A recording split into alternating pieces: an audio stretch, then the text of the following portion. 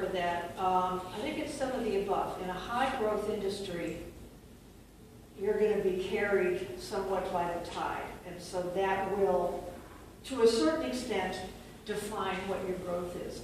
However, I wouldn't have a mindset that says I can only grow, my industry is only growing 10%, therefore I should only grow 10%.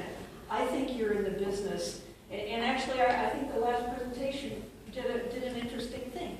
We've been in this business, but guess what? We can be in a much bigger business, a much bigger industry by taking this new product line opportunity out to every company in the U.S. Part of it is who you are. I mean, do you want to be, what do you want? Do you want to grow, do you want to grow 2,000%? Do you want to become a billion-dollar company? In which case, you got to decide what that's going to take. If you're creating an industry as you are, I think you're creating a new industry to a certain extent. So for me, I think it's a great question, but I think that when it comes to growth, you don't need to respect the definition of industry. I don't see industry barriers. When you see Google, Facebook entering into the healthcare sector, when you see Apple going into the automotive industry sector, for them it's growth.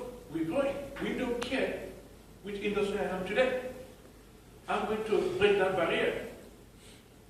Apple, if you ask Apple today, which industry are they in? They're in the time industry, the technology, information, media, entertainment, healthcare now, and automotive industry. So that's why we, on our message, we anchor it on growth. And when there's growth, the industry barrier doesn't come again. I will find it where the growth is. And remember that bowling alley we saw the first day? Remember that bowling alley? That could break down the industry barriers.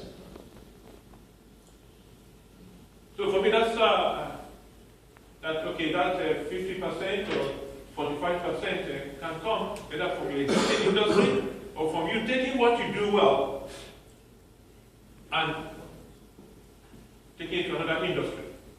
That will bring the growth. Est-ce que vous en pensez?